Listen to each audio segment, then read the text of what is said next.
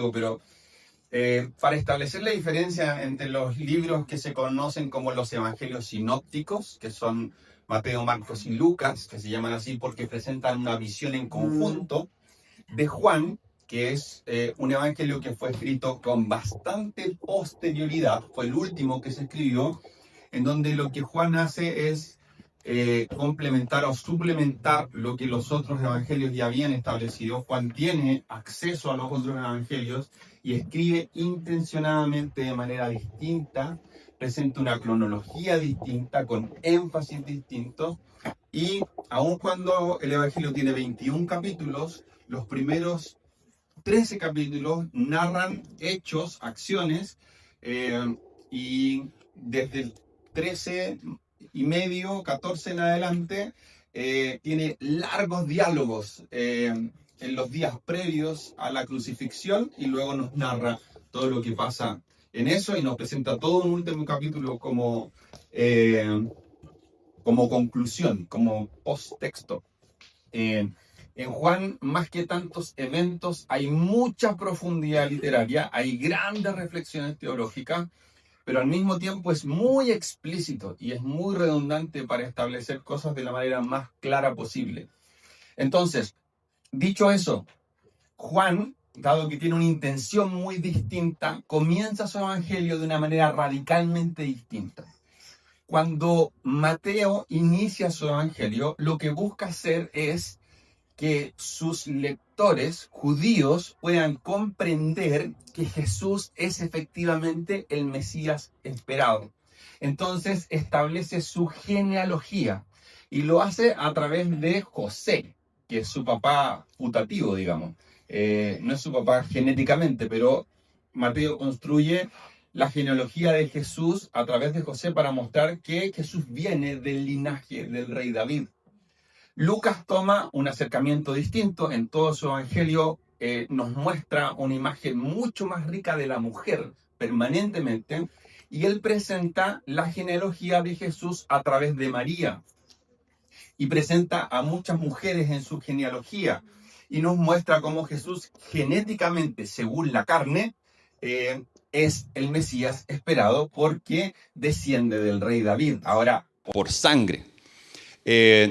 Ambos autores, aun cuando Marcos no inicia con una genealogía, los tres autores hablan del nacimiento virginal de Jesús.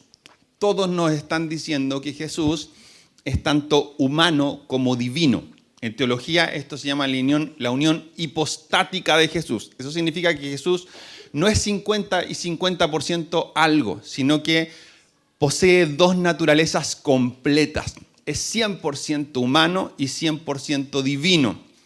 Ahora, específicamente en cuanto a su concepción, María fue concebida concibió por medio de la intervención del Espíritu Santo. Entonces, decimos que Jesús es genéticamente el Hijo de Dios también. Los otros evangelios parten así y hacen ese acercamiento desde esa perspectiva. Juan, con una perspectiva de tiempo mucho mayor, empieza estableciendo la divinidad de Jesús desde el primer momento. Pero antes de leer el texto, quiero introducir otra introducción, y que tiene que ver con el momento en el que Juan escribe. Esto va a ser, ¿por qué la introducción doble? Porque es muy importante para entender los primeros 5 versículos del Evangelio. Juan escribe probablemente alrededor del año 90 su Evangelio. En este tiempo el emperador romano de turno se llamaba Domiciano y era menos terrible que Nerón, bastante menos terrible, porque no hubo una persecución abierta y sistemática de los cristianos como en tiempos de Nerón, 30 años atrás. Habían pasado como 5 emperadores entre Nerón y Domiciano. Pero en tiempos de Domiciano todavía el culto imperial, la adoración al César, no solo estaba establecido, sino que era obligatoria. Todavía en un tiempo de gran represión, que no era abierta en contra de los cristianos, pero las definiciones de lo que implica el cristianismo y el celo de Dios hacían que hubiese un ambiente de permanente tensión alrededor de todas maneras. Muchos autores piensan que más o menos por esta misma fecha, un poquito después, el mismo Juan escribió el libro de Apocalipsis, en medio de un tiempo no de persecución declarada, pero sí de mucha tensión. Tensión que se veía abiertamente en el ámbito religioso, en que hubo poco tiempo antes de estos eventos una persecución brutal, pero en este tiempo el cristianismo seguía estando bajo fuerte amenaza. Entonces, voy a introducir ahora sí el texto teniendo esa perspectiva y voy a ponerle a esta primera parte, son 3 momentos, pero el primero es el que me voy a desarrollar un poco más, que tiene que ver con la vida en conflicto. Y quiero invitarte a que puedas, hago la introducción por esto, porque la Biblia nos va a llevar allá, pero también a que puedas pensar que esto tenía mucha pertinencia en el momento en que fue recibido el mensaje. La gente estaba en conflicto. Tenía las historias inmediatas de muchos que estaban vivos y habían experimentado la persecución brutal de los cristianos, y hoy todavía los cristianos estaban desafiados en muchas cosas. El no participar de la adoración al César implicaba en muchos casos no poder participar de la economía, no poder hacer un montón de cosas cotidianas. No había separación del Estado en estas cosas. Era algo que venía de la mano con todo. Si tú querías surgir en la oficina, no había ninguna chance de que lo hicieras si no adorabas a César. Entonces, había un conflicto y una tensión permanente, súper real, que estaba viviendo la gente en ese entonces cuando Juan escribe su evangelio. Y el evangelio empieza así.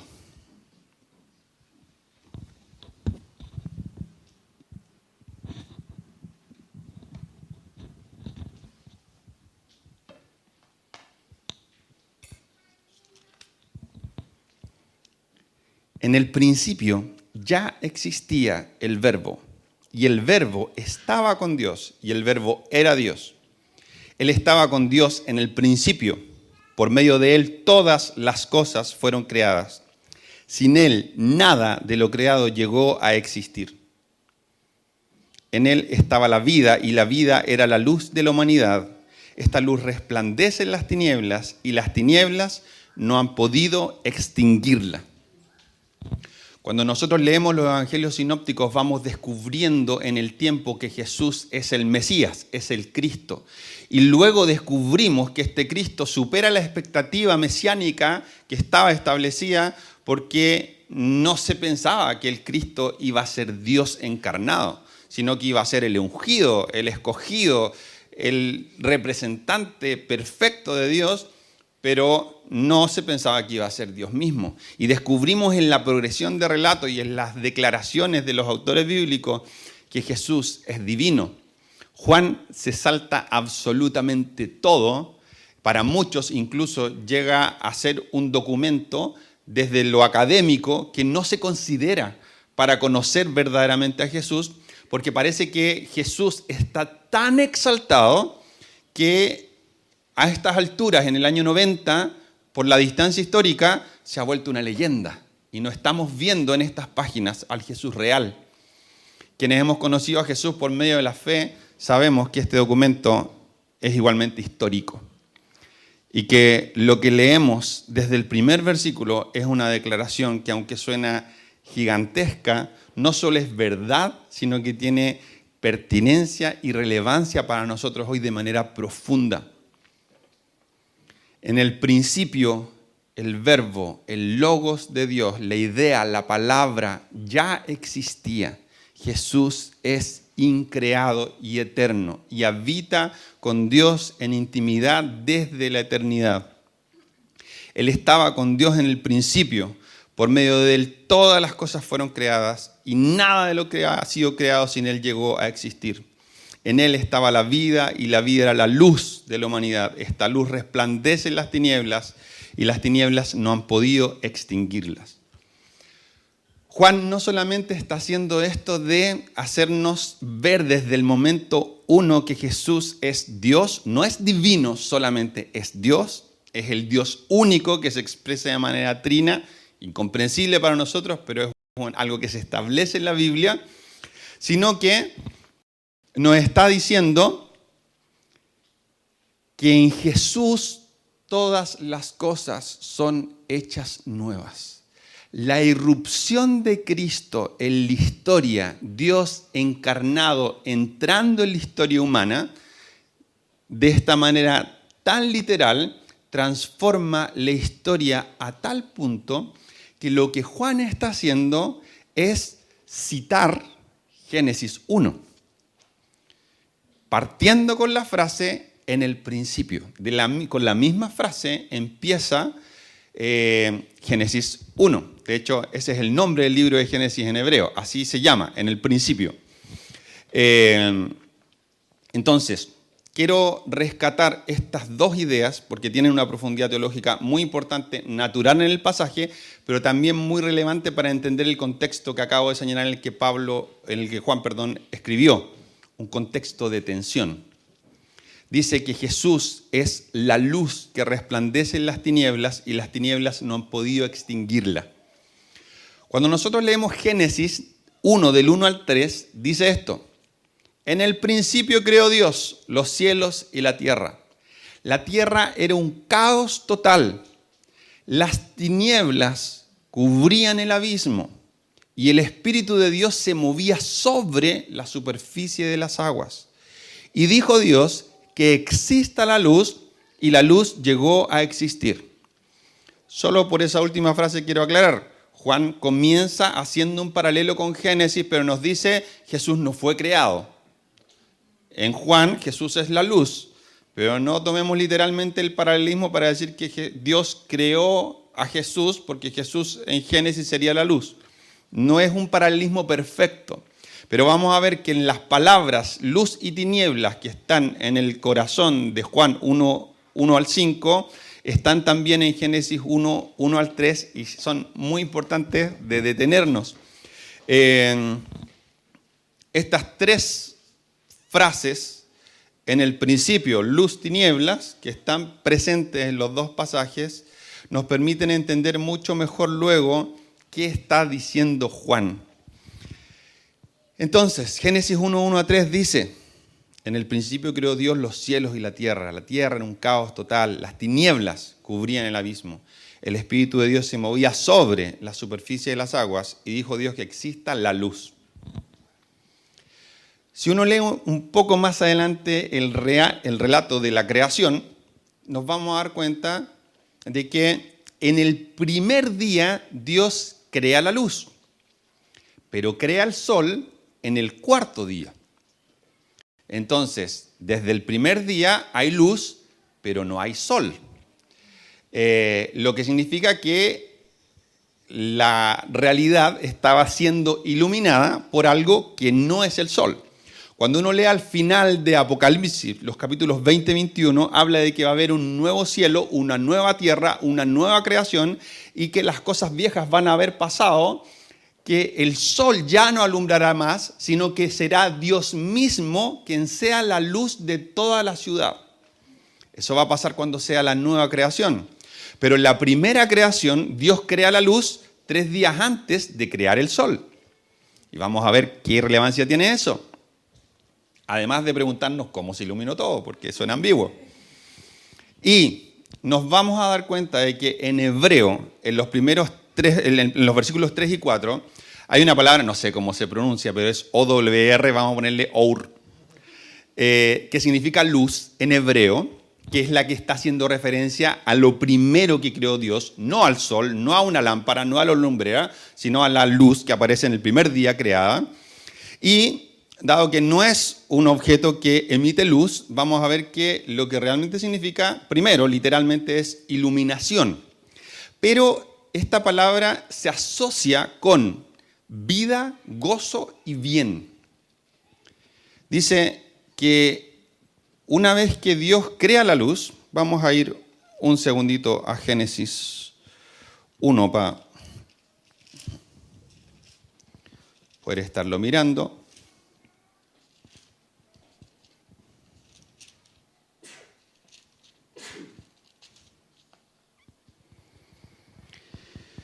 Y dice, y Dios consideró que la luz era buena y la separó de las tinieblas. mientras van pasando los días, dice, y Dios vio que esto era bueno. En hebreo eso es tov.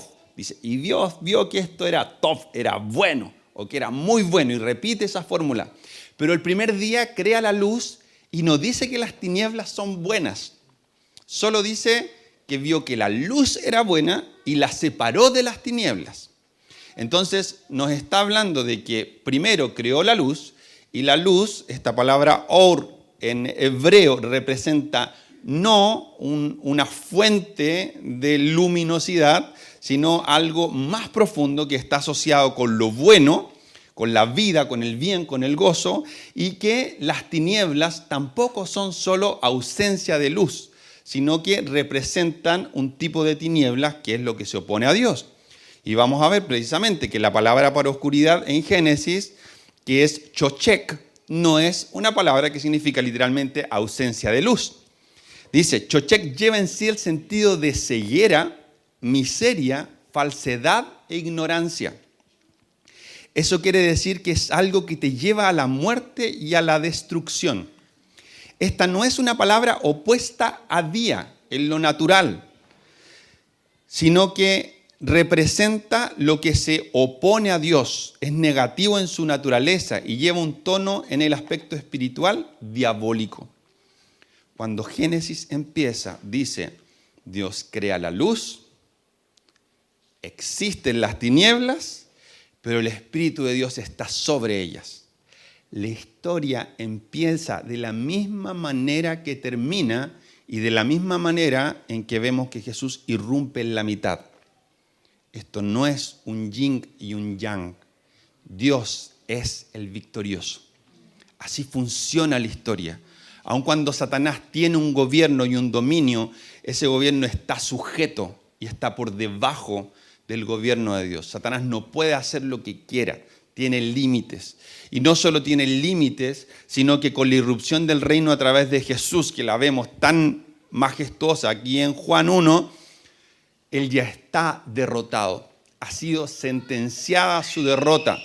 Y estamos en un tiempo en el que el testimonio de la derrota de Jesús, de la derrota de las tinieblas a través de Jesús, está siendo anunciada en todas partes hasta que llegue el momento en que Jesús tome el control absoluto, regresando como rey, literalmente, a la tierra. Entonces, lo primero que vemos es que Juan no solo nos está presentando a Jesús como aquel que es igual a Dios, sino que también nos está diciendo la irrupción de este Jesús es tan extraordinariamente profunda y poderosa que cambia la realidad por completo. Es como volver al Génesis, releer la historia completa. Dios está creando otra vez todas las cosas por medio de Jesús y nos está recordando otra vez que la luz vence a las tinieblas y las tinieblas no han podido extinguirla, dice la NBI. La NTV dice, y las tinieblas no podrán extinguirla jamás. Que es la misma idea expresada de otra forma, pero el principio es este. Jesús se ha manifestado y con él la gloria del Padre y las tinieblas frente a la luz están indefensas. No pueden hacer absolutamente nada. El conflicto que nosotros experimentamos en lo social, en lo familiar, en lo psicológico, en lo físico, en cualquier aspecto de tu vida que sientas que estás batallando, es un correlato de una realidad espiritual previa a nuestra existencia, pero que antes de la fundación del mundo, Dios ya había establecido su victoria. Y la introducción de nuestro pecado como humanidad complicó muchísimo las cosas, pero era imposible frustrar los planes de Dios. Y Jesús no es el plan B. Jesús no vino porque nosotros hubiésemos fracasado. No es que el plan A de Dios era que el ser humano pecara. Esa parte fuimos nosotros quienes pudimos proveerla. Pero si Jesús no hubiese venido por causa del pecado, hubiese venido igualmente como rey. Porque Jesús no es el parche que surgió como plan producto de que algo falló, que Dios no pudo controlar ni prever. Entonces, la victoria está en las manos de Dios ayer, hoy y siempre. Avanzamos un poco en Juan 1 y vamos a llegar al versículo 14. Y en el versículo 14 dice lo siguiente: y el Verbo se hizo hombre y habitó entre nosotros. Sigo leyendo la NBI. Y hemos contemplado su gloria, la gloria que corresponde al Hijo unigénito del Padre, lleno de gracia y de verdad. Juan es tan denso que tengo que enfatizar 2 o 3 cositas para no volvernos locos. Pero cuando dice el Verbo se hizo hombre, en griego la palabra que usa no es una que se traduce como hombre, sino que dice literalmente se hizo carne. Esa es la palabra literal. Y no es la única palabra que existe en griego para hablar de carne, pero es la más común para hablar de la carne física que está debajo de la piel. En algunos raros casos, incluso se usa como la palabra para referirse a la carne que se vende en la feria. Pero la idea de Juan, muy intencionada, era del 1 al 5 y luego en el 14 combatir 2 herejías que estaban incipientes en ese tiempo, pero que en la historia temprana del cristianismo iban a aparecer varias veces, que eran herejías en contra de la naturaleza de Jesús. Esto que yo les decía, la unión hipostática. Una herejía era el docetismo, que lo que establece es que Jesús en realidad nunca se encarnó, porque la idea griega de que la carne es mala estaba presente ya en ese entonces como una protoidea que después adquiere una corriente de pensamiento grande, pero estaba eso sembrado. La carne es mala, lo físico es malo. Entonces Jesús no pudo haber sido malo, por lo tanto su humanidad tuvo que ser una apariencia. En realidad él no fue un hombre, era Dios, sí, pero hombre no. Y eso implica que entonces Jesús no murió en la cruz, porque nunca fue humano, sino que todo eso fue una ilusión. Si nosotros creemos esto, que Jesús no se encarnó, el cristianismo se nos va a las pailas, porque no sería a través de un hombre como Dios prometió a Eva, que iba a surgir aquel que derrotara a la serpiente para siempre, no sería la justicia de Dios sobre un hombre, producto de que fueron los hombres quienes pecaron. Entonces, Juan muy explícitamente nos dice, Jesús es Dios. Pero también nos dice que Jesús es hombre. Y cuando leemos Juan 1:14, nos está diciendo precisamente eso, Él está hecho de carne. Primero, pero dije la palabra docetismo, que tiene que ver con negar la humanidad. No sé si lo dije bien, pero ahora lo rectifico si no lo dije bien. Y Juan 1:1 al 5 lo que hace es refutar a aquellos que decían que Jesús no era divino. Esa herejía se llama arrianismo. Da lo mismo recordar estas palabras, no tienen ningún valor más que solamente recordarnos esto.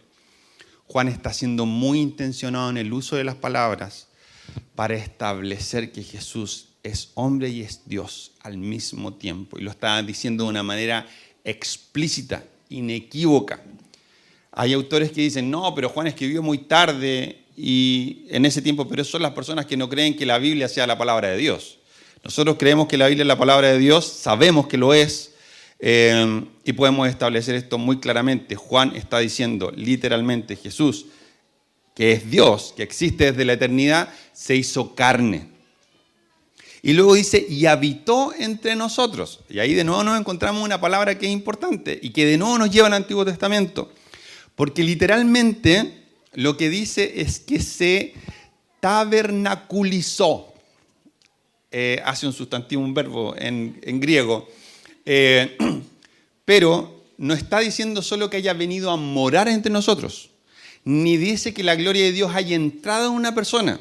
Nos dice que el verbo que es Dios se hizo un tabernáculo entre nosotros, que es su cuerpo terrenal, no entró en un cuerpo místico como que entró un poder en alguien que ya existía, sino que él mismo se hizo carne para habitar entre nosotros. Pero no escoge cualquier figura, porque uno puede decir, ya, como podemos pensar como que el alma y el espíritu habitan en la carpita que es el cuerpo, que es la idea de tabernáculo, ¿cierto? Que es como una tienda de campaña. Sino que el tabernáculo era un lugar que los judíos conocían muy bien en la historia, qué era y qué representaba. Entonces, esta frase que por encima parece como que uno la pasa medio de largo, el verbo se hizo carne y habitó entre nosotros, nos está diciendo Jesús es verdadera e irrefutablemente un ser humano al mismo tiempo que era Dios, y además se hizo un tabernáculo en medio nuestro. Y luego dice, y hemos contemplado su gloria, la gloria que corresponde al Hijo unigénito del Padre. Y cuando nosotros leemos Éxodo, hay una parte que a mí me cuesta leer en la Biblia cuando leo, porque a mí me gusta mucho imaginar las cosas que voy leyendo y Éxodo me la gana. Nunca logro cachar, siempre busco dibujitos mientras leo, porque por mí mismo no llego. Siempre me quedo corto con mi imaginación, es mucho la descripción, pero hay muchísimas descripciones de cómo Dios instruyó a Moisés y luego capacitó a personas de manera sobrenatural para poder ejecutar la construcción de este lugar, que iba a ser la tienda que se iba a armar y desarmar todo el tiempo, en donde iba a haber una nube y una columna de fuego que iban a representar la gloria de Dios en medio de su pueblo. Esto es tan así que hay una palabra en hebreo para expresar la gloria de Dios, que es Shekinah. Vamos a leerla de ahí un poquito. Pero la idea es esta. Jesús que habitó entre nosotros parece como que simplemente vino a vivir, pero el hecho de que se haya tabernaculizado nos está diciendo que en Jesús habita la plenitud de la gloria de Dios. Esta idea la repite tanto el propio Juan como Pablo más adelante. En Jesús habita la plenitud de Dios. Quien ha visto a Jesús ha visto a Dios. Él es la imagen visible del Dios invisible. Pero aquí en Juan 14 es muy natural. Dice, habitó entre nosotros y hemos contemplado su gloria.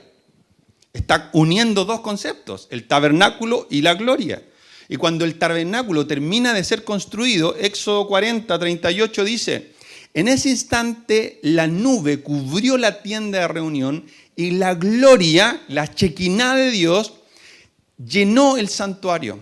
Moisés no podía entrar en la tienda de reunión porque la nube se había posado en ella y la gloria de Dios llenaba el santuario. Siempre que la nube se levantaba y se apartaba del santuario, los israelitas levantaban campamento y se ponían en marcha. Si la nube no se levantaba, ellos no se ponían en marcha. Durante todas las marchas de los israelitas, la nube del Señor reposaba sobre el santuario durante el día, pero durante la noche había fuego en la nube a la vista de todo el pueblo de Israel. Podemos desarrollar muchísimas más cosas simbólicas, pero no quiero que nos perdamos en esto. La conexión de tabernáculo y gloria es muy literal. No estoy estirando un texto para que parezca que diga Juan está diciendo literalmente eso. Jesús es en quien habita toda la gloria de Dios. Y el tabernáculo, de alguna manera, era una expresión profética de Jesús caminando en medio de su pueblo, con toda la gloria de Dios en él. Solo para cerrar este capítulo 1 de Juan, y quiero invitarnos a hacer un tipo de oración específica. En Juan capítulo 1, después de esto se dice que el bautista da testimonio de Jesús. Dice, yo no soy la luz, yo solo soy uno que anuncia en el desierto, preparen el camino para el Señor. Aquel que es la luz que viene después de mí, aunque es antes que yo, está diciendo lo mismo que dice Juan el Evangelista, es preexistente, aun cuando un par de meses menor que yo, viene antes y es mayor. Luego dice que la mayoría de la gente no reconoce a la luz, pero aquellos que sí lo reconocen, aquellos que creen en su nombre, se les dio el poder de ser llamados hijos de Dios y ser adoptados en la familia de Dios. Luego se nos dice que 2 de los discípulos del Bautista reconocen a Jesús y lo siguen. Eso es una prédica por sí sola, que muestra el corazón del Bautista y que su éxito sea que empieza a guatear su público, y cuando sus discípulos le dicen, oye, pero Jesús está llevando todo, el Bautista dice, es necesario que Él crezca y que yo disminuya, y en eso está su éxito, y por eso el Bautista dice que no hubo nadie más grande antes que Él. Y luego se narra cómo Jesús empieza a llamar a sus primeros discípulos. Pero en medio del desarrollo de este capítulo, llama la atención la cantidad de nombres y títulos que Juan usa para referirse a Jesús, tanto en declaraciones propias de él como en las interacciones que relata entre las personas que interactúan con Jesús. Comienza diciendo que Jesús es el Verbo, es el Logos y que es Dios. Pero luego dice que es la luz del mundo, lo que leíamos en los primeros versículos. Más adelante, en palabras del Bautista, dice que es el Cordero de Dios, es el Hijo de Dios, es el Mesías esperado, el Cristo, es el Rey de Israel, es el Hijo del Hombre, es un Maestro, es el Hijo de José de Nazaret. Que no te pierdas con todos estos títulos de que sigue siendo humano, completamente humano. Y al mismo tiempo, desde el humano, es aquel de quien escribió Moisés en la ley. Es el que estábamos esperando, es el Mesías, pero al mismo tiempo es más. Todas estas cosas es Jesús en Juan 1, estando nosotros enfatizando unas pocas y saltándonos muchísimas. Solo quiero concluir esto e invitarnos a hacer una oración en este sentido. Las tinieblas inundan la tierra todavía hoy. Satanás tiene un tipo de gobierno sobre este mundo que es legítimo porque lo usurpó legalmente. Pero la gloria de Dios ha irrumpido de manera completa en Jesús, transformando la realidad para siempre, comenzando una restauración que es irreversible. Lo que Jesús ha iniciado en la historia, así como lo que Jesús ha iniciado en ti y en mí, le dice que Él lo perfeccionará hasta el fin, hasta que la obra sea completa. Y entonces Él va a regresar.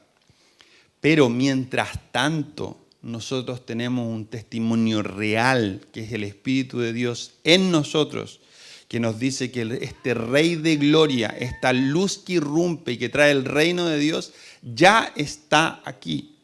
Irrumpió en la historia, en la encarnación de Jesús y cambió todo para siempre. Y ese para siempre no es solo un relato como metafísico, es un relato concreto en nuestras batallas, como las del primer siglo de Juan, en medio de la lucha de tinieblas y luz que hay en nuestro corazón, en medio de la lucha de tinieblas y luz que hay en nuestro trabajo, que hay en nuestra salud, que hay en nuestra mente, Cristo ha irrumpido, ha traído justicia, verdad, nos ha rescatado de la muerte, ha derrotado a las tinieblas, las expuso, dice Colosenses, las avergonzó públicamente en la cruz al destruir el acta con los decretos que decían que nosotros éramos culpables. Con su muerte nos dio vida y nos hizo justos delante del Padre. Toda la gloria del Padre habita en este Jesús. Colosenses también 2:9 dice, porque toda la plenitud de la divinidad habita en forma corporal en Cristo. Así que yo quiero recordarte esto hoy.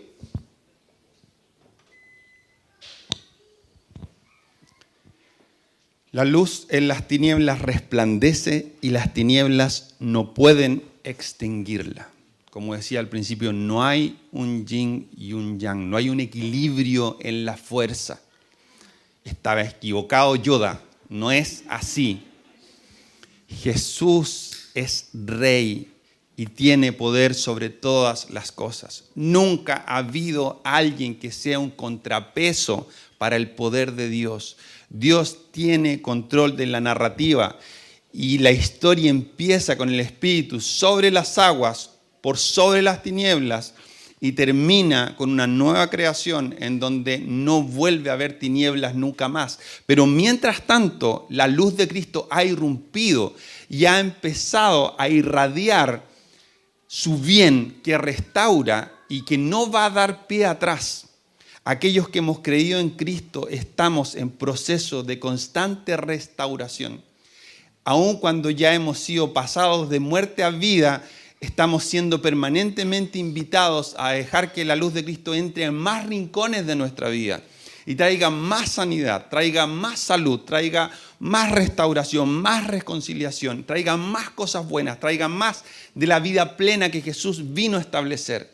Él dijo, yo he venido para que tengan vida y la tengan en abundancia. Entonces, no importa cuáles sean tus circunstancias, hoy Jesús es más grande. Jesús es más grande. Y este que es más grande que cualquier circunstancia, problema, enfermedad o tiniebla, está de verdad aquí y ahora. Y esta historia del tabernáculo es increíble porque este tabernáculo, que en un momento fue una carpa con todos los materiales que se hizo, cuero de cabra y cosas muy bonitas y joyas y todo, llegó a su expresión máxima en este Jesús que decíamos, que aunque visualmente no parecía una joya, era extremadamente más hermoso y más valioso, pero luego Jesús vuelve, el plan de Dios vuelve a romper nuestras estructuras, porque hoy el tabernáculo somos nosotros. Hoy el Espíritu de Dios, la gloria de Dios, la Chequiná de Dios habita en medio de la alabanza de su pueblo. Nuestro cuerpo se vuelve templo del Espíritu Santo. Y podemos nosotros clamar a aquel que vive en nosotros y da testimonio del que vive, diciendo, ya no solo habitó entre nosotros, sino que habita en nosotros. Y este Espíritu que está en nosotros nos permite llamar a Dios papá. Y la palabra dice en Romanos, ¿será que este Dios que ni siquiera consideró retener a su propio Hijo, sino que lo entregó para ser sacrificado por muchos, no nos va a dar también todas las otras cosas? ¿Será que Dios va a faltar alguna de sus promesas si ya pagó el precio más alto? Y este Juan, que empieza con que Jesús es Dios, termina con el Dios crucificado. Un poder incontenible que voluntariamente se deja crucificar por amor y que luego vence. Y hoy está vivo y habita entre nosotros y quiere todavía sanar a los enfermos. Y quiere todavía sanar a los que están en depresión. Quiere todavía consolar a los que tienen el corazón roto. Todavía puede hacer milagros extraordinarios como el primer siglo, porque está aquí y habita en medio de nosotros y su poder es más grande. Y es cierto, la gente va a seguir muriendo hasta que Jesús venga. Y va a haber pobres y va a haber gente enferma hasta que Jesús vuelva. Pero cuando nosotros clamamos al Rey, creemos que ese poder que habita en nosotros sí irrumpe en el presente. Y Él sí sana gente enferma hoy. Y Él sí restaura cosas que parecen imposibles de ser restauradas. Y Él crea cosas a partir de la nada y trae vida donde hay muerte, que es algo que nadie más en el universo y en la historia puede hacer. Así que vamos a orar para que la luz de Cristo resplandezca y las tinieblas sean disipadas. Y queremos esta mañana de manera súper específica orar por los enfermos. Y orar por aquellos que han estado en medio de crisis prolongadas. Si estás cansado, si tu salud mental ha estado siendo afectada por largo tiempo, si has estado pasando problemas económicos por largo tiempo, cada uno ve cómo responde y podemos pasar todos por alguna de las categorías que digo, pero específicamente quiero hacer esta primera invitación a discernir esto.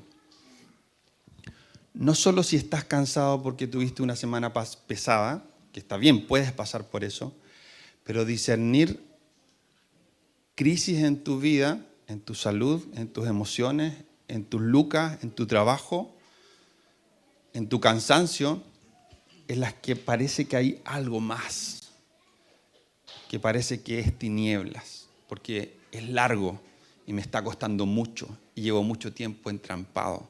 He sentido que ha habido muchos momentos en los que me voy a rendir, porque esta cuestión parece ser mucho más grande que yo.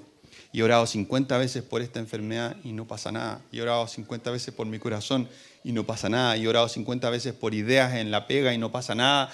Y en administrar bien y no pasa nada. y trato de hacer las cosas bien y no pasa nada. Hoy día vamos a tener una provisión distinta porque estamos aquí para ponernos de acuerdo, para declarar que la palabra de Dios es verdad. Entonces vamos a decir juntos, cuando hacemos esta invitación y oramos, vamos a decir, Jesús es la luz que irrumpe en las tinieblas y las tinieblas no pueden extinguirlas, porque Él es más grande. Te invito, iglesia, a que puedas pasar. Vamos a mover si es necesario, si somos muchos, no sé cuánto iremos a hacer, pero vamos a orar por esto. Vamos a orar para que Dios traiga sanidad física, traiga libertad, traiga sanidad en la mente, en el corazón y traiga victoria en las cosas en las que has experimentado derrota.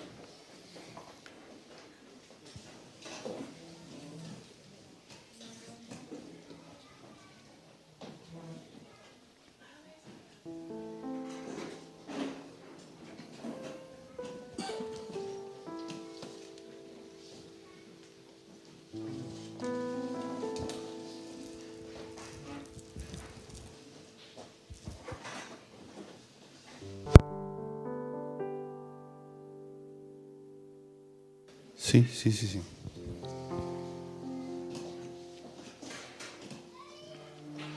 Avancen, no tengan vergüenza, sean valientes. El ejercer fe en esto tiene un valor importante. El hacer juntos tiene un valor importante. El hacerlo observando la Biblia tiene un valor importante. Lo que vamos a hacer es algo que es trascendente. Nosotros no controlamos cómo opera el Espíritu de Dios. Esto no es un ofertón, no es algo que habite en mí. Juan el Bautista dijo, yo no soy la luz. Esto no es algo que yo ofrezca a las personas, es un testimonio de la palabra de Dios. Y nosotros oramos con fe y creemos que Dios hace cosas hoy. Así que vamos a orar y mientras oramos vamos a ministrar y vamos a pedir al Espíritu Santo que venga. Y vamos a esperar un momento primero en silencio y vamos a dar lugar a que Él empiece a ministrar el corazón de cada uno y la vida entera de cada uno.